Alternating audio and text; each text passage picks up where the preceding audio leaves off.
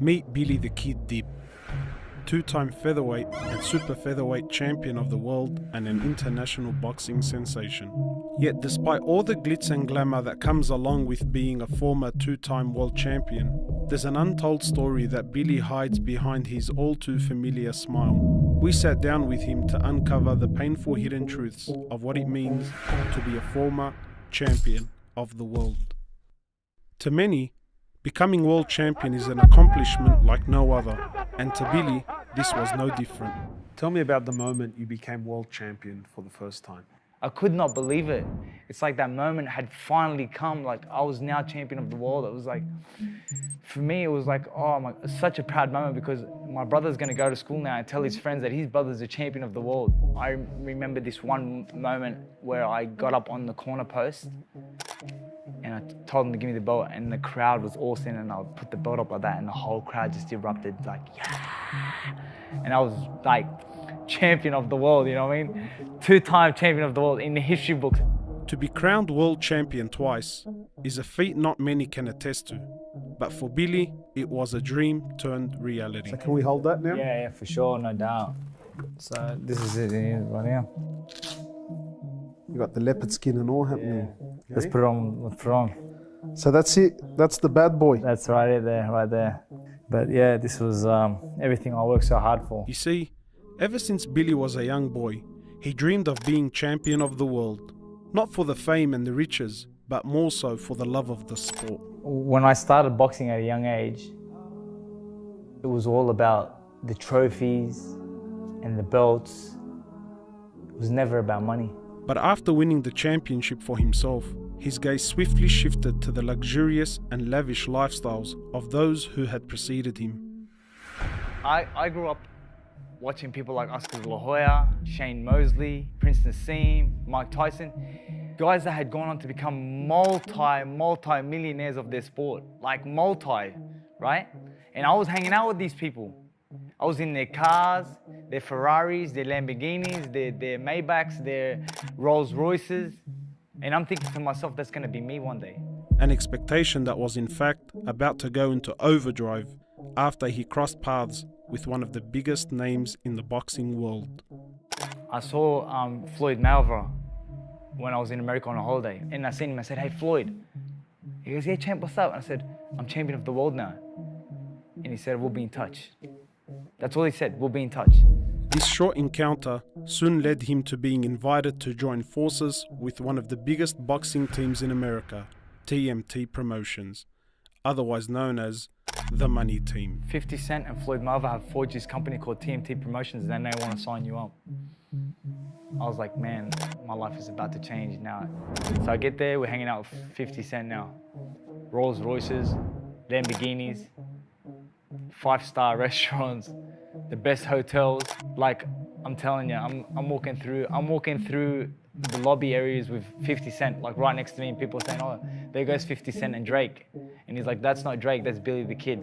That's the IBF champion of the world. The thought of rolling with some of the biggest names in the boxing and entertainment world was a fantasy he had only ever dreamt of. You know, these guys are the best at what they do. They know how to make money, and you know, I want to join the team and I want to make some money too. When I was signed to 50 Cent, the only thing that I had in my head was, I'm gonna buy a Ferrari, I'm gonna buy a Lamborghini, I'm gonna do this and I'm gonna do that. I spent the money before I even got it in my mind. Wallah. You were shopping already? Wahayat Allah. I was looking at cars like I was gonna buy them tomorrow. Yet as pretty as it all seemed from the outside, Billy soon found himself fighting his own internal moral dilemma. Being around these people was like ghadab, you know what I mean? Like being around 50 Cent and who I thought, man, this is gonna be amazing. I'm hanging around with 50 Cent, you know what I mean? Biggest rap star in the game at the moment and all that. Wallah, it became like ghadab. Things that he wanted me to be involved in, which I never took part in, you know, come to his parties and I never took any part of that. And I think because I never took part in any of that, he didn't gravitate, or I didn't gravitate towards him because of that situation, you know? Already struggling to fit in, Billy's term with TMT was soon to fall off course, following an internal conflict, causing TMT Promotions to eventually split. To make matters worse, this was all happening right before a major world title fight Billy was preparing for. 50 Cent he says to me, oh look, I'm not going to be able to pay you the money that I promised you and whatever. And I'm like, he's doing this to me the day before the fight, playing with my head, you know what I mean? Like, I kind of felt like he was against me, you know what I mean? Like he was working against me. Well, the next day the fight is on. I ring up my mum on the way to the venue and I said, hey mum. She said, yeah. I said, don't watch the fight tonight. And just like that, his short-lived dream soon came to an end. But as difficult as this was for him to stomach, nothing could prepare him for the major fight he was about to face back home after receiving a call from his wife. I'll never ever forget it. I'm sitting in the lounge room and my mum is standing directly in front of me and I get this phone call from Sarah. She goes, hey, what are you doing? I said, nothing. She goes, oh, where are you? I said, I'm at home. She goes, oh, are you sitting down? I said, yeah. She goes, oh, okay, cool. I just want to let you know, I got cancer. I said, what? She goes, I've got cancer. And I was like, you're joking. And then she just burst into tears, started crying. And I was like to my mom, I go, she's got cancer. And my mom's like, oh my God. 2 months and 10 days later, his wife sadly passed away, leaving Billy grief-stricken and at the lowest point in his life. I'm so confused. Tell me what's happened. So many voices in my head.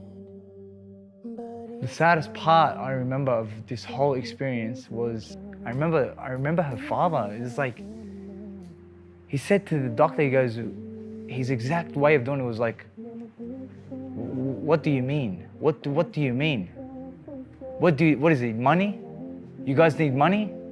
Because I have money, I could do whatever you want, you know? And they were like, sir, it's got nothing to do with money or anything. We've done everything we can for Sarah and, you know, we don't think she'll be with us much longer. And the only thing going through my mind was, what good is money now?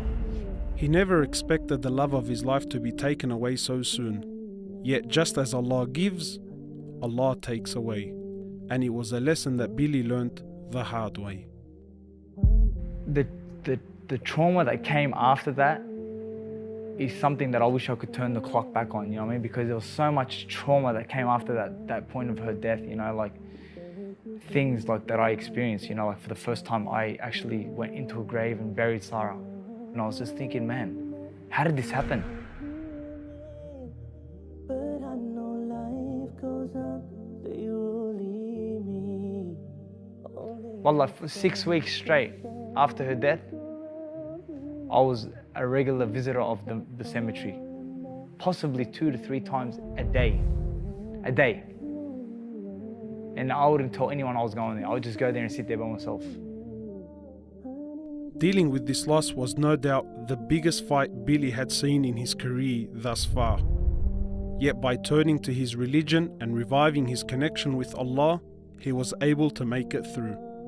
The only calmness that I would find in my life is through salat. That's the truth. I'm not just saying this because it's the right thing to say, but I'm telling you the truth. Anytime that I was feeling pain or hurt or upset about something, I felt like, you know what, I'm just gonna salat and just, I'm gonna ask Allah, help me. Take this sorrow away from me. Help me. You know, and after Sarah's death, wallah, the sorrow lasted for a long time. How has being a Muslim helped you throughout your life? I believed strongly because my father had instilled us that nothing in your life happens without the will of Allah subhanahu wa ta'ala. And everything that you face is a test, and any calamity that you face is just a test, and it's just about doing your best to come out better on the other side. It's a test, everything's a test. And Sarah's death was a major test for me. Losing fights was a big test for me. And I just felt like I got through them because, you know, because I remained steadfast and I stayed on my belief that, khalas, this is what Allah had willed for me. You see, all along, Billy thought being world champion would promise him a life of riches and happiness. Yet through his roller coaster of a journey, he has slowly come to realize the bitter reality. And you know what I used to say? Just this preparation for a lifetime of happiness. Because I believed that this belt was going to bring me a lifetime of happiness. And then Allah showed you. Nah. The happiness doesn't come through a title, you know what I mean? Comes from Allah. That's right. You know what I mean? As a boy, Billy used to spend his days praying to be champion of the world. Yet today, he prays for something completely different. What do you pray for now? I'll tell you what I pray for. I pray that Allah subhanahu wa ta'ala takes me while He's pleased with me. Because I know that this life is not promised. And we could be days, months, or years away from death. And I just pray that Allah subhanahu wa ta'ala keeps me steadfast and takes me only when He is pleased with me. Because this dunya means nothing. It really doesn't. You know what? You just do the best you can, inspire as much as you can, fear Allah as much as you can, and hope for Allah to take you in a time when you're ready. I ask Allah that He gives you what you ask Him for. Ameen. And more. May Allah reward you, Mom. Thank you for this opportunity, Billy. We all have stories to tell, and I pray that this was a story that will remind you and I of our true purpose in life.